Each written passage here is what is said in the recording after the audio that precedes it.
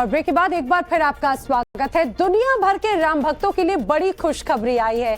अयोध्या में मंदिर निर्माण का सबसे ताजा तस्वीर, जो सबसे ताजा वीडियो है, वो सामने आया है। इसमें प्रभु श्री राम का गर्भगृह पूरी तरह बनकर तैयार नजर आता है। तस्वीरें देखिए आपके सामने हैं।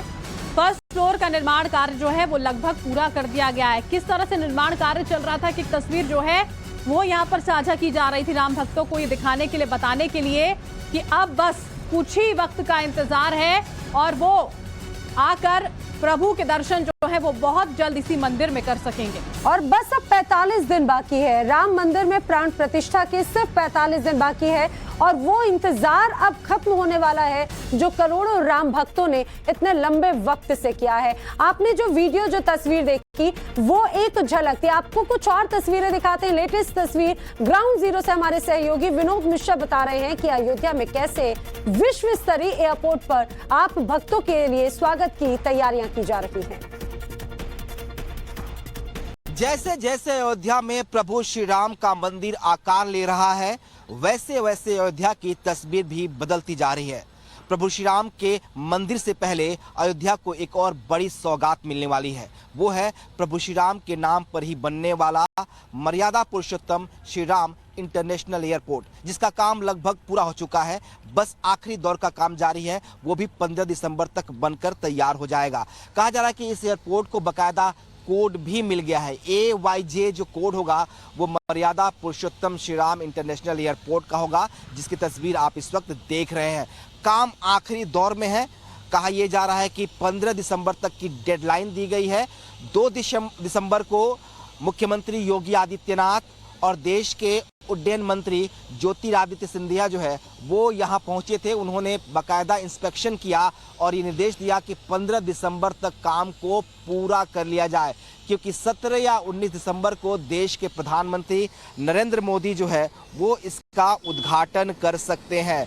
7 दिसंबर को मुख्यमंत्री योगी आदित्यनाथ ने देश के प्रधानमंत्री नरेंद्र मोदी से मुलाकात की और उन्होंने बाकायदा इस इंटरनेशनल एयरपोर्ट के उद्घाटन के लिए निमंत्रण पत्र भी दिया। और कहा जा रहा है कि 17 या 19 दिसंबर को प्रधानमंत्री का यूपी दौरा होगा। उस दौरान अयोध्या पहुंचेंगे और इस इंटरनेशनल एयरपोर्ट का उद्घाटन भी करेंगे। तैयारियां किस तरीके से की जा रही हैं, कितना बनकर तैयार हो गया है, तस्वीरों के जरिए आपको दिखाते हैं। सबसे पहले आपको हम दिखाएंगे एंट्री गेट। बेसिकली ये जो हिस्सा, जो गेट आप बनकर देख रहे हैं, भव्य जो गेट तैयार हो रहा है, ये एंट्री गेट है। यानी जो भी पैसेंजर्स जो आएंगे उनके आगमन के लिए ये बड़ा सा एक भव्य गेट बनाया जा रहा है। एंट्री पॉइंट यही होगी। यहाँ से आप एंट्री करेंगे और सीधे आप एयरपोर्ट के इस लॉन्च तक पहुंचेंगे। ये जो हिस्सा होगा एयरपोर्ट का, इस गेट से एंट्री करने के बाद जो है वो आप पहले हिस्से में एयरपोर्ट के पहुंचेंगे, जहां का काम लगभग तैयार हो गया है।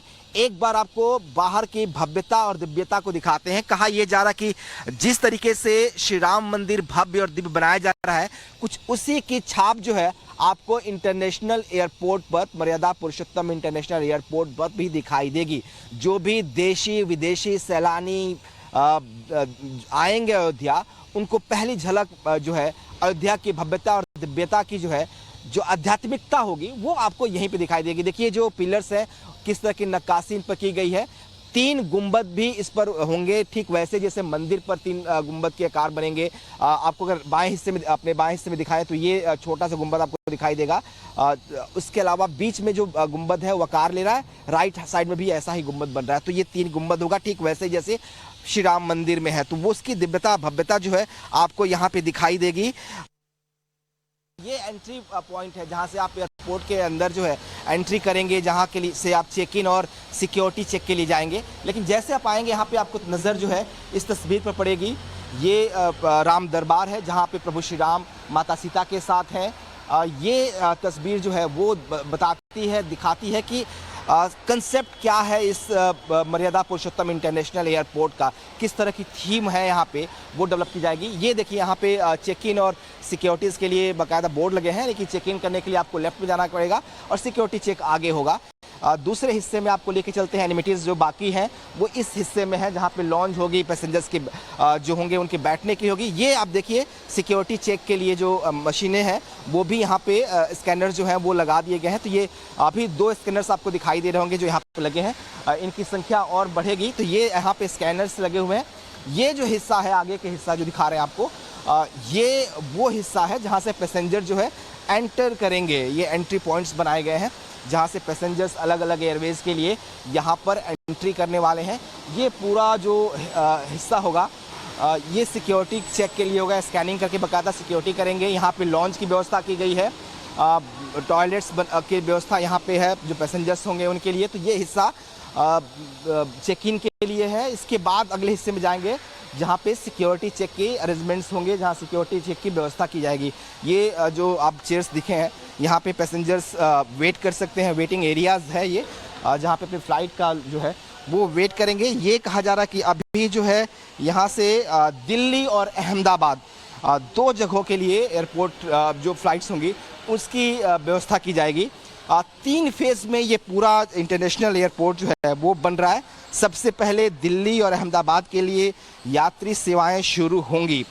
इसके बाद कनेक्टिंग फ्लाइट के इसके जरिए जो है कनेक्टिंग फ्लाइट से लोग जो है बाकी यात्राएं जो है वो कर पाएंगे। और देखिए हमारे सहयोगी विद्यानाथ झा भी ग्राउंड जीरो पर लगातार मौजूद हैं। उनकी भी एक एक्सक्लूसिव रिपोर्ट आपको दिखाएंगे जिसमें आप देख पाएंगे कि राम भक्तों के लिए क्या कुछ वहां पर विशेष होने जा रहा है। मम जन्मभूमि सुहावन, उत्तर दिश बहे सरयू पावन। यानी कि प्रभु श्री राम के लिए सबसे अच्छा स्थान अयोध्या है और इसी स्थान में वो सबसे ज्यादा मंगल गीत भी सुनते हैं, मंगल कामनाएं भी देखते हैं और मंगल दिन भी देखते हैं, क्योंकि अयोध्यावासी प्रभु श्री राम के जन्म से लेकर और लंका में रावण दहन के बाद जब वो वापस आते हैं तब हर वक्त मंगल कामनाएं गाते हैं और मंगल उत्सव करते हैं। आज मंगल उत्सव का वक्त एक बार फिर से आया है, क्योंकि देखिए जिस रथ पर मैं सवार हूं ये रथ जोधपुर से आया है और ये देखिए आपको मैं दिखा दूं कि ये 108 रथ आए हैं जिन्हें देखिए ये प्रतीकात्मक बनाया गया है। जो ये रथ आप देख रहे हैं ये प्रतीकात्मक रथ हैं, 108 रथ हैं। कुल मिलाकर अगर देखें आप तो 5 बड़े रथ हैं और इन रथों पर घृत आया है यानी कि घी आया है जोधपुर से। 108 कलश में ये घी यहां पर रखा गया है जिसे सरयू स्नान के साथ ही प्रभु श्री राम के चरण में सौंप दिया जाएगा। मैं जरा आपको दिखा देता हूं कि देखिए जोधपुर से अयोध्या तक की जो दूरी है उसको तय करना आसान नहीं होता। आप गाड़ी से भी जाते हैं तो आपको पता है कि ये कितनी लंबी दूरी है और कितना वक्त लगता है, लेकिन सिर्फ देश नहीं दुनिया भर से प्रभु श्री राम के लिए उनके जो भक्त हैं वो कुछ ना कुछ अयोध्या तक पहुंचाना चाहते हैं, चाहे वो मिट्टी ही क्यों ना हो, रज ही क्यों ना हो, वो लाना चाहते हैं और प्रभु के चरण में अर्पित करना चाहते हैं।